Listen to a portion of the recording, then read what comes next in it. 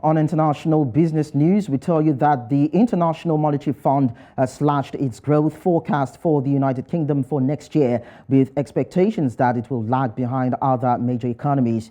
United Kingdom gross domestic product is now only expected to rise by 0.5% in 2023, the weakest growth in the G7. This is down from April's forecast of 1.2% and 2.3% in January. However, Britain is forecast to see a growth of 3.2% this year, above those of its biggest competitors, including both France and Germany. The global economy is in the grips of a serious slowdown, with some key economies at high risk of recession and only sparse meaningful cooling in inflation over the next year, according to an economist's poll. Most central banks are only part way through a still urgent cycle of interest rate rises, as many policymakers make up for a collective error in judgment last year, thinking supply chain related inflation pressures would not last. European energy ministers met in Brussels and approved a proposal for all EU countries to voluntarily cut gas use by 15% from August to March. The cuts could be made binding in a supply emergency, but countries have agreed to exempt numerous countries and industries. It followed news of Russian energy firm Gazprom reducing gas flows to the bloc through Nord Stream 1 due to a turbine problem. Natural gas prices surged to the highest level in more than 4 months on the back of the news, with benchmark European prices rising as much as 7.9%, extending yesterday's 10% increase. We also tell you that U.S. President Joe Biden will speak with Chinese leader Xi Jinping on Thursday amid fresh tensions over Taiwan, according to people familiar with the matter. U.S. Ambassador to China Nicholas Burns said in June that relations with China had deteriorated to probably the lowest moment since diplomatic relations resumed in 1972. Currently, President Biden, who is recovering from the coronavirus at the White House, is considering whether to lift some tariffs on China's imports in a bid to stem rampant inflation. And those are the stories from the international scene, and we will continue with our conversation on the show. And now, the Central Bank of Nigeria has informed banks in the country to freeze accounts of associations, societies, and even religious organizations. Why is that? Join us after this break for the details.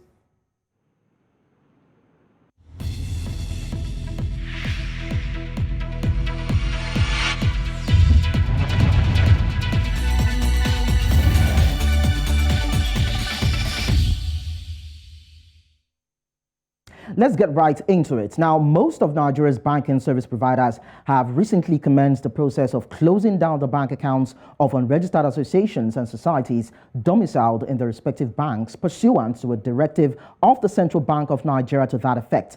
Now, the Central Bank of Nigeria had recently directed that all community-based association bank accounts opened without CAC certificates be closed on or before July 12, 2022. It further directed any association, club, town union, age grade, foundation, or even religious bodies accounts who are affected to register with the Corporate Affairs Commissions and get a Corporate Affairs Commission certificate, which will enable them run their bank account freely without hindrance. In view of this directive, some banks proceeded to notify their customers of the development and urged them to take steps to regularize such affected accounts. And so from Abuja, Nigeria, Victor Ineke, a financial analyst, joins us to unpack this latest development. Thank you so much, Victor, for joining us on Business Edge. Thank you so much for having me. Thank you so much. So let's take a look at CBN's directive. Would you say that this directive stems from financial issues that the CBN is yet to open up to us, or would you say that it's just another kind of niche in order to gain revenue for the government? Okay, first and foremost, we must try to understand why these businesses need to be registered, right? Because we have a situation whereby we have community groups, every form of association just springs up and they come up with a name, I do this and I do that. There's no registration to back them. There's nothing to hold them accountable in case anything goes south, right? And we have some of these associations manage people's funds. In terms of like a cooperative society, we have funds being managed there. So in a way, we need to come and see the point or the angle where the CBN is coming from. saying this age grades should be registered and all that. But then we need to also consider the approach that the CBN is taking, approach of saying if these societies are not registered, we go straight to ban them. We've seen our banks like Access Bank, they give these groups a deadline of 12th of July to make sure you're registered. So it is the approach now that is bringing a question to the whole thing, because we have, yes, of course, these businesses or these associations, these societies, these age groups, even churches need to be registered so that when anything happens, we know who to hold accountable, they pay their taxes, and everything runs smoothly. So in my opinion, I do not think this is a revenue raising or a fundraising program by the CBN. I think desperate times like this call for desperate measures, right? We have a situation whereby some grades will be able to funnel our funds. And we also know that the issue of finance is supposed to be taken really critically.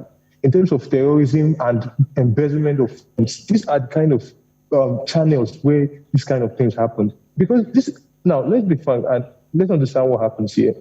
These associations, they have a higher limit on what they can transact with the banks, unlike individual accounts. So when we're talking of embezzlement of funds, this is an easier channel for people to follow. So in my opinion, this is a move that is right from the CBN, but we need to look at the method where we implement it. The method of implementation is really critical. All right, you're saying it is right from the CBN, but then when you talk about implementation, especially for some certain entities that are encapsulated in the categories that we are talking about. Now, I remember vividly that during the tenure of the former governor of Lagos State, that is Babatunde Fashola, there was a move to tax religious organizations, but then that move was eventually rejected and it was not implemented. So are we seeing something of that sort cropping up as of now, whereby religious organizations will be made to pay taxes? Yeah. What we actually saw at that point, right? The government said we're going to tax religious organizations. And why would we do that? Because the religious organizations, they use government facilities, they use the lights, and some of them generate revenue, not just from the religious activities that go on, but from some of them own bookshops, some of them make shirts, some of them make stickers and the rest. And they have business sides of things, right? But this is Nigeria. We're a really religious country. And as expected, it met huge resistance. And it didn't work. Obviously, it didn't work. And this is not the first policy in Nigeria, right? And maybe generally good for the populace in the long run that met with resistance. We have policies like subsidy. The government keeps paying for fuel. And we're always faced with the situation where we cannot remove the subsidy. We know it's hurting us, but we cannot remove the subsidy because we're faced with huge public backlash. So I believe for us to go forward as a country, we need to make these harsh decisions. We need to make these unpopular decisions, not decisions that will favor us right now in the near term, but we need to look long term, right? And look at these decisions, right? Because if we have people, corporate organizations who make use of government revenue, government equipment and facilities, at a point they need to pay tax, right? And they need to be registered, so we'll be able to keep them in account. I think 2 weeks ago, we had a situation whereby some people were caught, some children were caught in a church. It's a very messy situation like that because we don't even have a registration when things go on. People just come up, somebody springs up an association, and that's all. Nobody is held accountable. So I think okay, all right. I understand you, Victor, but then talking about registration, now we understand that these associations and these bodies and groups tend to be more affiliated with grassroots businesses and development. So when you are putting these, as so many people have said, some sort of financial burden on these categories. Now, don't you think it is counterproductive, and don't you think it will affect adversely the macroeconomic state of the country? Because when you have to have them pay tax, it will bounce back on their returns, in quote, bounce back on their returns, and of course, what accrues to them at the end. Okay, so when we come to the issue of taxing, we need to be able to, let's say, find a middle ground, right? Where businesses or this kind of associations that are just starting, right? We will have a tax relief for them for a certain. Oh, dear me. So I guess we just lost our connection with Victor there, but we will see if we can bring him back online. But then the discussion, it's all about what the CBN government has said. That's the CBN directive, which has to do with closing the accounts of societies, groups, associations, age groups, foundations, telling them that they need to register their bank accounts with the CAC and get the certificate for them to be able to continue with the operations and be able to make do with their monies in their accounts. And so we are asking, what is the rationale behind this?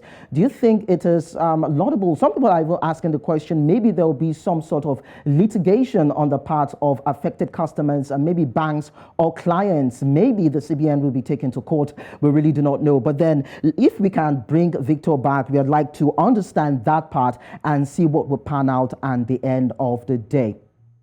All right, Victor. All right, so I just get to ask you one more question now before we let you go. Do you think there will be any form of litigation on the part of those affected against the CBN and the banks? Because, of course, it's a dire situation. Yes, as expected. We expect that to happen, right? Since the government implemented the CBN, the BVN, it must have 2015. 71 million of BVN linked, right? Close accounts, their funds. So with this kind of framework, litigations must happen. People are given a short time frame. So that's the problem we're having. It is the implementation that the timing might not be too right, but then the implementation from the policymakers is where there's problem. These kind of measures are drastic. They are huge measures, and the government or policymakers are not supposed to take them with rush like that. They're supposed to take it slow. Give them notifications that, okay, have a time frame where these things should work. For example, we had the situation like the NIN SIM linkage. We saw what happened. People refuse to link their NIN, right? Because sometimes the time frame is too short. You give these businesses enough time to breathe. Because banks like Access Bank have gone ahead to shut down accounts. Yes. All right, thank you so much. We would love to continue with the conversation, but then we are pressed for time. Thank you so much, Victor, for joining us.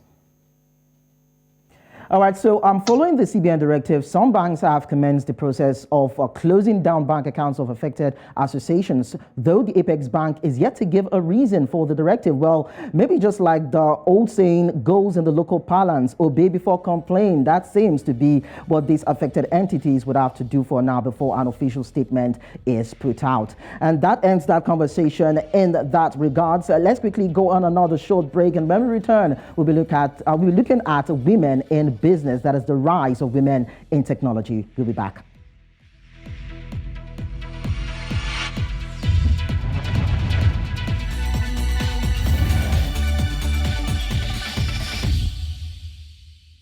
Technology has been on the rise in Africa, with many startups, incubations, and a host of jobs being created across several sectors.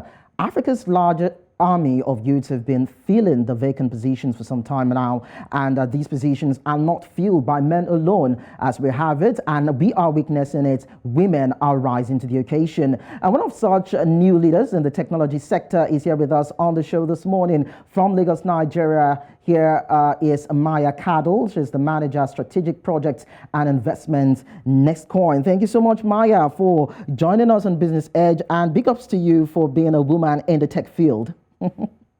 Thank you. So tell us, how did the journey start for you in technology, in the technology industry? What were your experiences? How has it galvanized you into staying through to your tech career?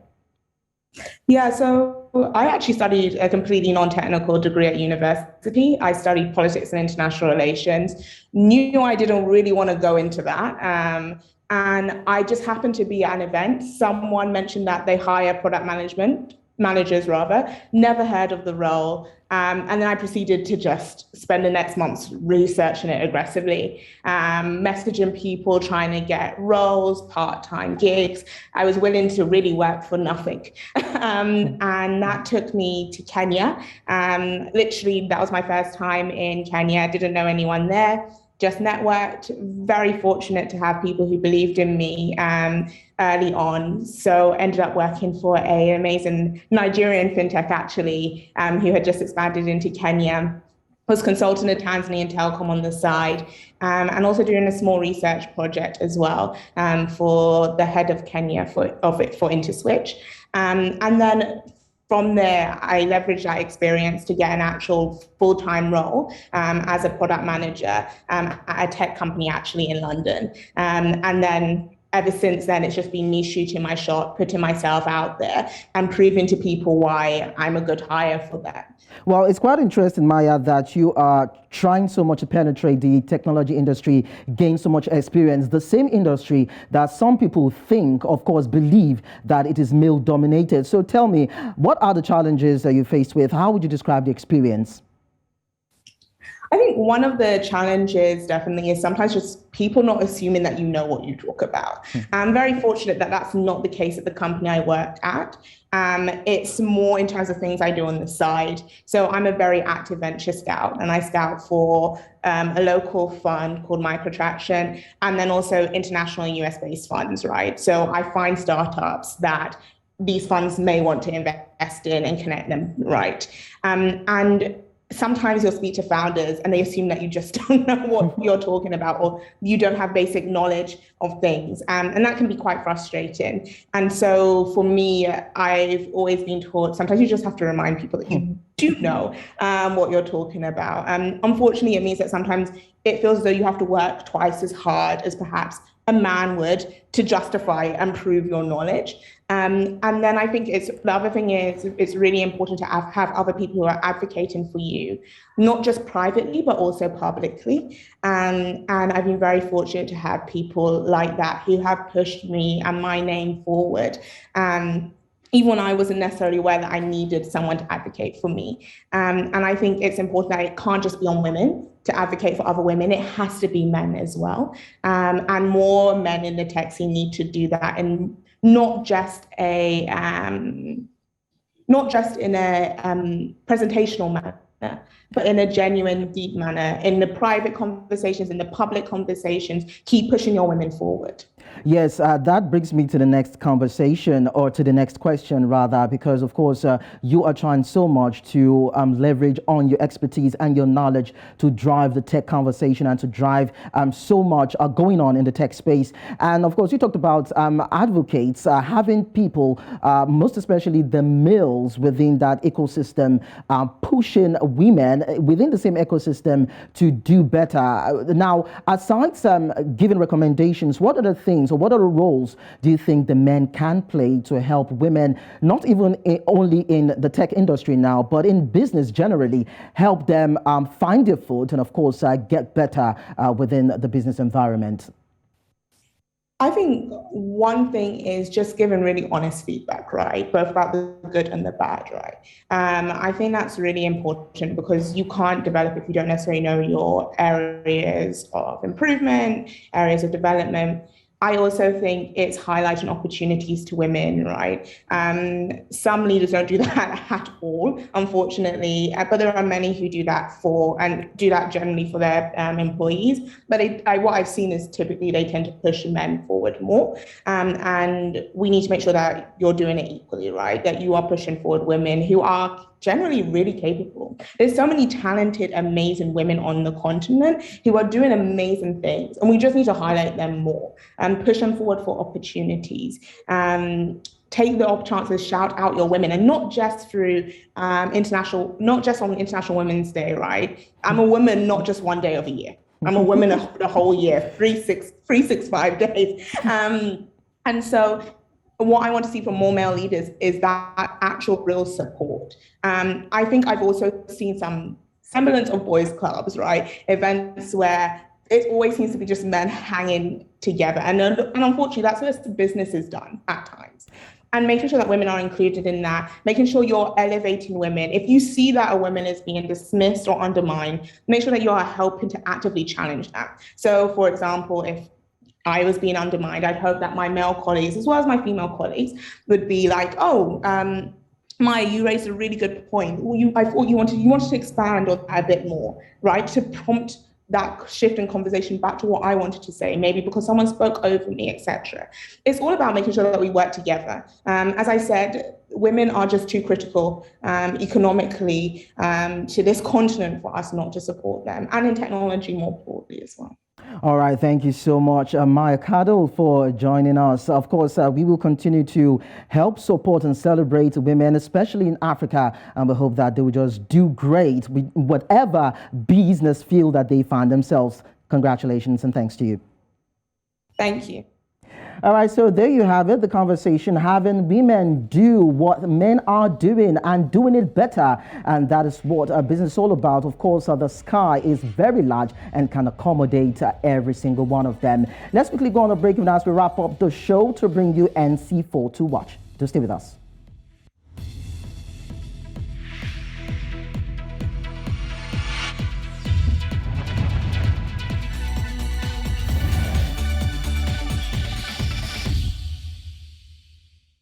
Looking at the business stories that are developing and we're tracking at this hour on NC4 to watch. Let's tell you that Egypt is making steady progress towards achieving comprehensive development and creating a digital state. This is according to Amir Talat, the country's Minister of Communications and Information Technology.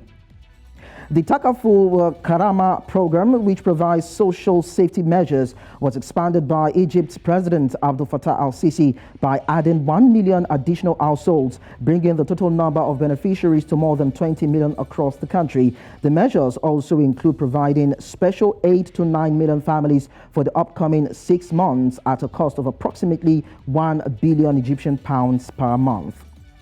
The first meeting of the United Arab Emirates Nigeria Joint Committee was held in the United Arab Emirates at the Ministry of Foreign Affairs and International Cooperation in Abu Dhabi. Sheikh Shagbut bin Nayan bin Mubarak, a Minister of State, and Ambassador Zubairu Dada, a distinguished Minister of State for Foreign Affairs in Nigeria, co-chaired the meeting. Senior representatives of numerous federal and local government institutions, semi-governmental organizations, and private corporations were included in the Emirati delegation. And finally, Tanzania tightened the grip on gamblers already squeezed by taxes in neighboring Kenya and Uganda by introducing a gaming tax this month on the quantity or value of wins from casinos and sports betting. Tanzania joined its East Africa community partners, Kenya and Uganda, which have both already gone hard on gamblers with punitive taxes to discourage the addictive habit. And that's all on the Business Edge for today. Another edition will come your way definitely tomorrow. But then do not forget to visit our social media handle at News Central TV. Our website, www.newscentral.africa, is also there. While you can also download our mobile app on App Store and Play Store. My name is Likon Obanjo. Have a fruitful day.